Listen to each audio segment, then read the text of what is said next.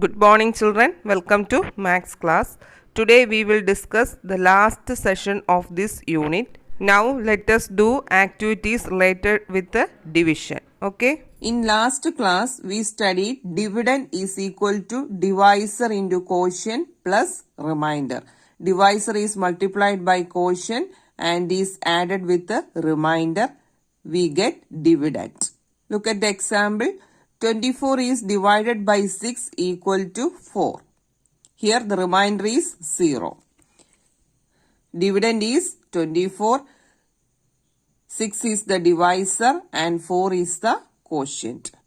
Now let us divide this dividend by quotient. We get divisor. Here the quotient is 4. Dividend is 24. 24 is divided by 4. That is, dividend is divided by quotient, we get divisor. That means 24 is divided by 6 equal to 4, or we can say that 24 is divided by 4 equal to 6. Here the remainder is 0. Now look at this activity, fill in the missing numbers. Now let us do 3 questions. Then the remaining questions is to be done as homework. Okay, look here, the dividend is 486, divisor is 4. Then we will calculate the quotient and the remainder. Now let us do 486 is divided by 4. We know that in 486, 400, 8 tens, 6 ones. It is divided by 4. Take the first digit, that is 4. How many times 4 in 4? Yes, 1 time. 1 is written here. 1 into 4 equal to 4. 4 is written here. Then subtract. We get 0. Then bring down the next digit. That is 8. Then how many times 4 in 8? Yes, 4 2s are 8. So write 2 in the tens place. 4 into 2, 8. Then subtract, we get 0. Again, bring down the next digit, that is 6. How many times 4 in 6? Yes, 1 time. 1 4s are 4. Write 1 in the ones place. 1 into 4 is 4. 4 is written here. Then subtract. 6 minus 4, 2. Here, the remainder is 2. Quotient is 121. When 486 is divided by 4, we get the quotient as 121 and the remainder is 2. Then look at the next row. Here the dividend is 448. We will calculate the divisor and the remainder. Quotient is given, that is 7. We know that when dividend is divided by quotient, we get divisor. Now let us do. Here the dividend is divided by quotient. We know that in 448, 400, 4 tens and 8 ones. Now take the first digit, that is 4. Here 4 is less than 7. So let us consider the second digit together with this first digit, that is 44. Then how many times 7 in 44? We know that 7 is multiplied by 6 gives 42. So write 6 here and 42 is written here. Here we divide this 44 tens into 7 equal parts. So write 6 in the tens place. 7 6 are 42. Then 42 is written here. Then subtract 4 minus 2, 2. Then bring down the next digit, that is 8. Now, how many times 7 in 28? Yes, 7 4s are 28. So, 4 is written in the ones place and 28 is written here. Then subtract, we get 0. That is, when 448 is divided by 7, we get the quotient as 64 and the remainder is 0. Now look at this row. Here we will calculate the dividend. Divisor is given, that is 62. quotient is 74 and the remainder is 13. How will you calculate the dividend? Yes, we know that dividend is equal to divisor into quotient plus remainder. Divisor is multiplied by quotient then added with the remainder. Here, first we multiply 62 by 74 then added with the 13. Now let us multiply 62 by 74. 62 is multiplied by 74. First we multiply this 4 by 62. 4 2s are 8. 6 into 4, 24. Then 7 2s are 14. 4 is written in the tens place. Then remainder 1. 7 into 6, 42. Plus 1, 43. Then added 8. 4 plus 4, 8. 3 plus 2, 5. Then 4. When 62 is multiplied by 74, we get 4588. Here we multiply this divisor into quotient. Then we added with the remainder. Here the remainder is 13. 13 is added with the 4588. We get the dividend as 4601. Children, you should find out the remaining missing numbers and fill this table. Okay. Look at the next question. Here, 1825 notebooks are to be bought for the school store. How many bundles of 25 should be bought? How will you calculate? Yes, here total number of notebooks are to be bought is 1825. Each bundle contain 25 notebook. Then how many bundles of 25 should be bought? Yes. When 1825 is divided by 25 gives the number of bundles of 25 should be bought. Now let us calculate. Number of bundles is equal to 1825 is divided by 25. Here 1800, 2 tens, 5 ones. Now consider the first digit here 1. 1 is less than 25. Then we take the second digit also, that is 18. Here 18 is also less than 25. Then we take the third digit together with the first two digits, that is 182. Then can you say how many times 25 in 182? We know that 25 is multiplied by 7 gives 175. That is 7 times. Here we take 182 tens. So 7 is written in the tens place. 25 into 7 gives 175. 175 is written here. Then subtract. By subtracting 175 from 182, we get 7. Then bring down the next digit, that is 5. Then how many times 25 in 75? Yes, 3 times. 3 is written here. 75 is written here. Then subtract, we get 0. That is, the number of bundles is equal to 73. Each bundle contains 25 notebooks. Then look at the next one.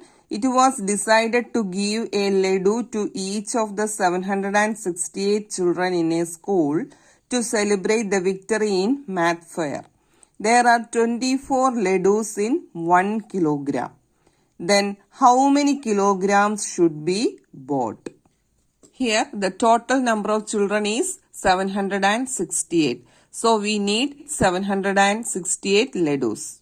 Here 24 laddus in 1 kilogram. 1 kilogram contain 24 laddus. Then how many kilograms should be bought to get 768 laddus? How will you calculate? Yes. When 768 is divided by 24 gives the number of kilograms should be bought. Let us calculate.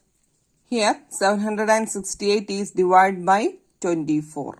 Consider the first digit, that is 7. 7 is less than 24. Then take the second digit together with this first digit, that is 76. Then how many times 24 in 76? Yes, we know that 3 times, that is 24 into 3 gives 72. Here we take 76 tens, so 3 is written in the tens place. 24 threes are 72. 72 is written here, then subtract. 6 minus 2, 4. Then bring down the next digit, that is 8. Then how many times 24 in 48? Yes, 2 times. So 2 is written here, 48 is written here. Subtract, we get 0. Here the number of kilograms of laddu is equal to 32. That means 32 kilogram of laddu contain 768 laddus. Then look at the next one. Abu decided to deposit 35 rupees in the bank each week. He has 1505 rupees in his account now. For how many weeks has he been saving? Here the total amount in his account is equal to 1505. He deposited 35 rupees in a week. Each week he deposit 35 rupees. Then can you say how many weeks has he been saving? Yes, when 1505 is divided by 35 gives the number of weeks. Look here, 1505 is divided by 35. Consider the first digit 1. 1 is less than 35. Then take the next digit, that is 15. Here also 15 is less than 35. Then consider third digit together with this first two digit, that is 150. 150 is divided by 35. Then can you say how many times 35 in 150? Yes, 4 times. Here we take 150 tens. So 4 is written in the tens place. 35 into 4 gives 140. Subtracting, we get 10. Then bring down the next digit, that is 5. Then we have 105. Then how many times 35 in 105? Yes, 3 times. 35 threes are 105. 3 is written here, 105 is written here. Subtract, we get 0. That is number of weeks equal to 43. Look at the next one. A panchayat allotted 3,25,500 rupees for renovating the libraries of 14 schools. If this is equally divided, how much would each school get? How will you calculate? Yes, 3,25,500 is divided by 14. Then we get the amount should be given to each school. Look here. Now let us divide 3,25,500 by 14. Here 3. 3 is less than 14. So we take the second digit together with this first digit, that is 32. How many times 14 in 32? Yes, we know that 14 twos are 28. Here we take 30 to 10,000. First we divide 30 to 10,000 equally among 14 groups. We know that 14 twos are 28. 2 is written in the 10,000 place. And 14 twos are 28. 28 is written here. Then we subtract, we get 4. Then bring down the next digit, that is 45. Then how many times 14 in 45? Yes, 3 times. 14 threes are 42. Then subtract 5 minus 2, 3. Again bring down the next digit, that is 5. Then how many times 14 in 35? Yes, 14 twos are 28. So 2 is written here. Write 28 here. Then subtract 7. Then bring down the next digit, that is 0. Then how many times 14 in 70? Yes, 5. 14 5s are 70. So 5 is written here. 70 is written here. Subtract, we get 0. Again we have one more 0. So write this 0 in the quotient. So the answer is 23,250. That means each school get 23,250 rupees. Okay. In an auditorium, 864 chairs are arranged in 24 rows. All rows have the same number of chairs. 1,260 chairs more are to be put in without adding chairs to any row. How many more rows have to be added? Here, first we find out the number of chairs in a row. After that, we have find out the more rows have to be added in order to put 1,260 chairs. Let us do. Here, the total number of chairs is divided by the number of rows gives the number of chairs in a row. That is, 864 is divided by 24 gives the number of chairs in a row. Here, 864 is divided by 24. First, we take the digit 8. It is less than 24. Then we consider the second digit together with this first digit, that is 86. How many times 24 in 86? Yes, 24 3s are 72. So write 3 in the tens place and 72 is written here. Subtracting, we get 14. Then we bring down the next digit, that is 4. Now we have 144. How many times 24 in 144? Yes, 24 is multiplied by 6 gives 144. So write 6 in the ones place and 144 is written here. Subtracting, we get 0. That means the number of chairs in a row equal to 36. Here we have to find out how many more rows have to be added in order to put 1,260 chairs. അതായത് ഒരു റോയിൽ 36 chair എന്ന നിലയിൽ ക്രമീകരിച്ചാൽ 1,260 chair ഇടാൻ എത്ര raw വേണ്ടിവരും? എങ്ങനെ കണ്ടുപിടിക്കാം?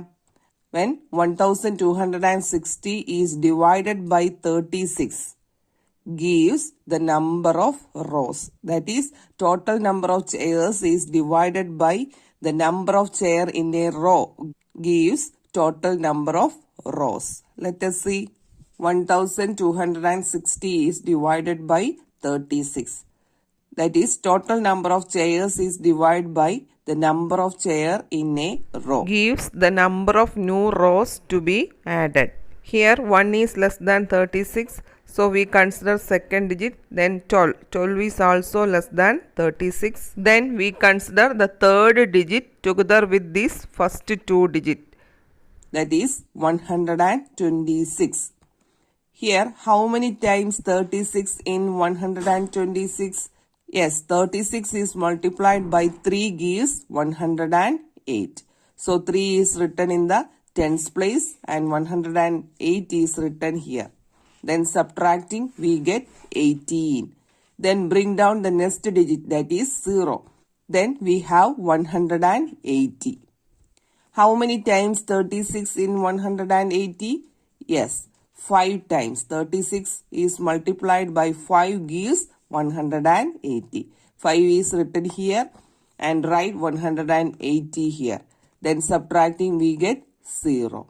That means the number of more rows to be added is equal to 35. Okay. Then next one, how many weeks are there in a leap year? How many more days are there? We know that in a leap year, there are 366 days. In a week, there are 7 days. So, how will you calculate the number of weeks in a leap year? Yes, the total number of days is divided by the number of days in a week gives the total number of weeks. That is 366 is divided by 7. Here the total number of days in a leap year is divided by the number of days in a week gives total number of weeks. Here 366 is divided by 7. Consider the first digit, it is less than 7. Then we take the second digit also, that is 36. How many times 7 in 36? Yes, 7 5s are 35. 5 is written in the tens place and 35 is written here. Subtracting, we get 1. Then bring down the next digit, that is 6. Here 16. How many times 7 in 16? Yes, 7 2s are 14. 2 is written here and write 14 here. Then subtracting, we get 2. Now we can say that there are 52 weeks in a leap year. Then how many more days? Yes, 2 days. Here the remainder is 2. That means in a leap year, 52 weeks and 2 more days. Then look at the next one. On the right, the divisions of a 4-digit number by 13 is shown. Fill in the missing digits. This is a homework question. You do yourself. Okay. Next one, the bill Thomas got for his purchases is shown below. From this bill, we can see that he paid 1,252 amount to buy these things. After that, from the same shop, Kannan bought these items also. That means rice 12 kilogram, sugar 3 kilogram, mung bean 2 kilogram, chickpea 5 kilogram. Then how much should Kannan pay? By analyzing the bill, he paid 480 rupees for 15 kilogram of rice. 136 rupees for 4 kilogram of sugar. 360 rupees for 5 kilogram of mung bean. Then 276 rupees for 6 kilogram of chickpea. Here, first we find out the price of 1 kilogram of these items. 1 kilogram of rice, 1 kilogram of sugar, 1 kilogram of mung bean and 1 kilogram of chickpea. Let us find out. Look here, the price of 1 kilogram of rice equal to 480 divided by 15 gives the price of 1 kilogram of rice.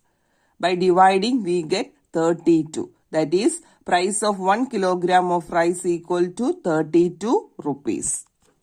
Then the price of 1 kilogram of sugar, yes, 136 divided by 4 gives the price of 1 kilogram of sugar. That is equal to 34 rupees.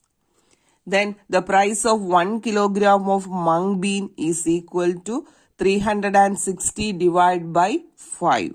By dividing, we get 72. That is 72 rupees for 1 kilogram of mung bean. Then the price of 1 kilogram of chickpea is equal to 276 divided by 6. That is equal to 46 rupees. Now we got the price of 1 kilogram of these items. Then we can easily find out the price of 12 kilogram of rice, price of 3 kilogram of sugar and so on. Here we have to find out the price of 12 kilogram of rice. We know that the price of 1 kilogram of rice equal to 32 rupees. Therefore, the price of 12 kilogram of rice equal to 32 into 12. That is equal to 384 rupees. Like that, the price of 3 kilogram of sugar. 1 kilogram of sugar is 34 rupees. So, the price of 3 kilogram of sugar is equal to 34 into 3. That is equal to 102 rupees. So, the price of 2 kilogram of mung bean is equal to 72 into 2. Here, 72 is the price of 1 kilogram of mung bean. So 72 into 2 gives 144 rupees. Then price of 5 kilogram of chickpea equal to price of 1 kilogram of chickpea equal to 46. So the price of 5 kilogram of chickpea equal to 46 into 5. That is equal to 230 rupees. By adding these prices, we get the total amount should he pay. Amount should pay equal to 384 plus 102 plus 144 plus 230. By adding, we get 860 rupees. Next one, 216 children are arranged in lines, 12 in each line. How many lines are there? How will you find out? Yes, 216 divided by 12 gives the number of lines. Then some more children join. Each line now has 25 children and the number of lines is same. Here the number of lines is same, that is 12. Now each line has 25 children. Then how many came in later? Let us see. Here the number of children is equal to 216. Number of children in a line equal to 12. Therefore, the number of lines equal to 216 is divided by 12. By dividing, we get 18. Therefore, the total number of lines equal to 18. Then, some children are joined in each line. Now, each line has 25 children. Therefore, the number of children in 18 lines with 25 each. Here, 12 children with 18 lines. Now 18 lines with 25 children each. That is equal to 25 into 18. That is equal to 450. Now we have 450 children. Now the total number of children is 450. Therefore, the number of children came in later equal to 450 minus 260. By subtracting, we get 234. That means the number of children came in later equal to 234 children. First, we have 216 children. Then 234 children are joined. Okay. Let us see the next one. Look at the way numbers are written below. Here we can see the numbers are written in a particular manner. There are 6 columns and 3 rows. By analyzing these rows and columns, we can easily find out the answers of these questions. First one, what is the relation between the quotient on dividing the numbers in each column by 6 and between the remainders?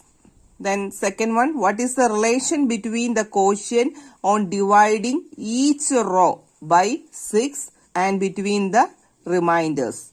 What would be the first and last number in the 10th row? Here we can see 3 rows, but we can predict the first and last number in the 10th row. What would be the 4th number in the 18th row? Next one, in which row and column would the number 345 occur?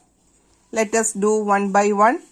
See the first question. What is the relation between the quotient on dividing the number in each column by 6 and find the relation between the remainder also?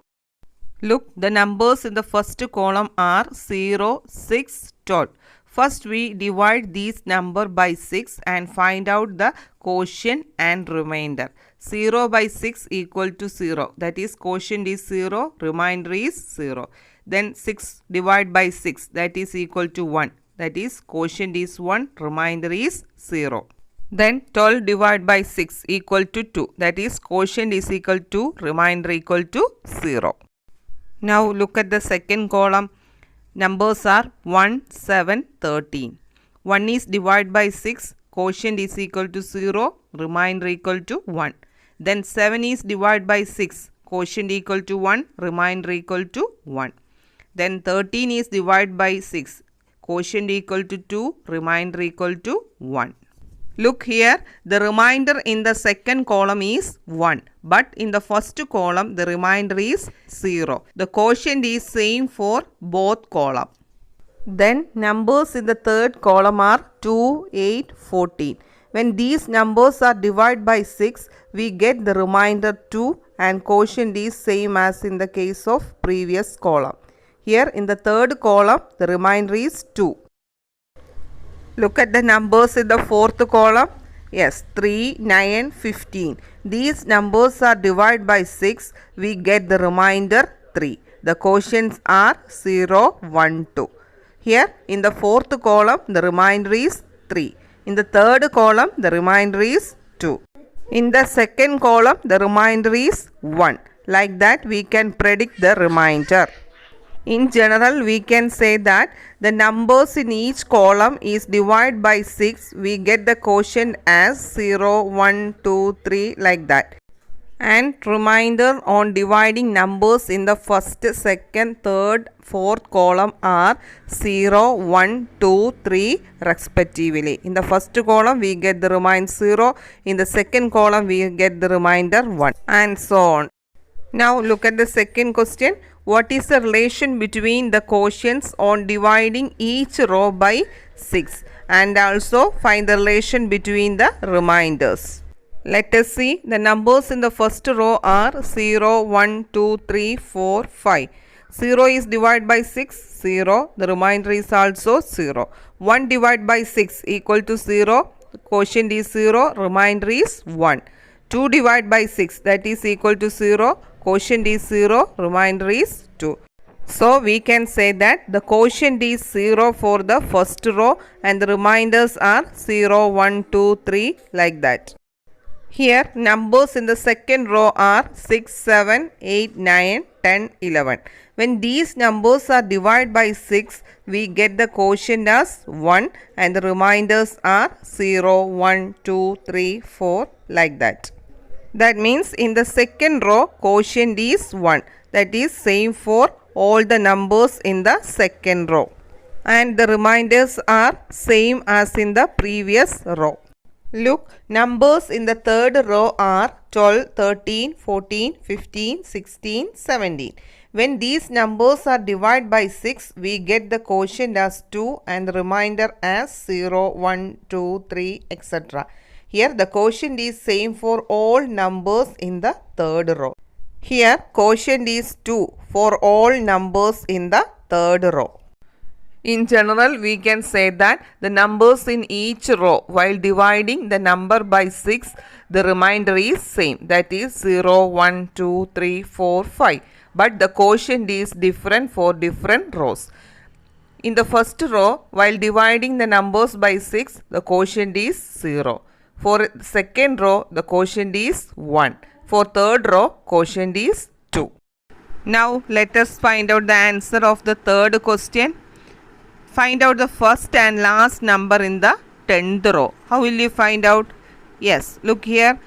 First number of the first row equal to 0. 6 is multiplied by 0. For first row, you take 0. Then first number of the second row. That means 6 is multiplied by 1. For second row, you should take 1. Then first number of third row. Yes, 6 is multiplied by 2. For third row, we should take 2. 2 is multiplied by 6 gives 12. Likewise, first number of the 10th row. For 10th row, you should multiply by 9. That is 6 is multiplied by 9 gives 54.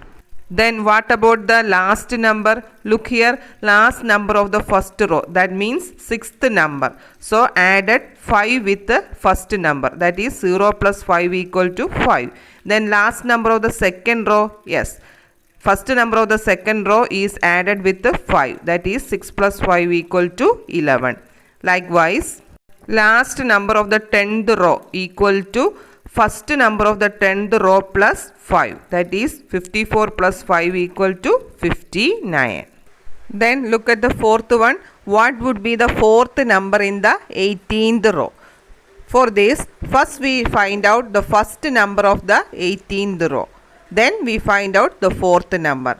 How will you find out the first number? Yes, since it is 18th row, 6 is multiplied by 17 gives 102. Then fourth number of the 18th row. Since it is fourth number, so added 3 with the first number. That is 102 plus 3 equal to 105. Then look at the fifth part of the question. In which row and column would the number 345 occur? For this, first we find out what number is multiplied by 6 gives 345. So, we divide 345 by 6. By dividing, we get the quotient as 57 and the remainder as 3. So, 6 is multiplied by 57 gives 342. From this, we can say that 342 is the first number of the 58th row. And also, when 3 is added to 342 gives 345. That means 345 is the fourth number of the 58th row. Or simply we can say that the quotient is 57. So it is in the 58th row. Here the remainder is 3. So it is the fourth number. Now children, you can see a project work in the last session of this unit. You just go through this project work. Whenever you get time, you just do yourself.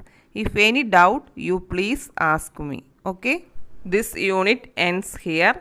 Now let us wind up today's class. Study well. Okay? Thank you.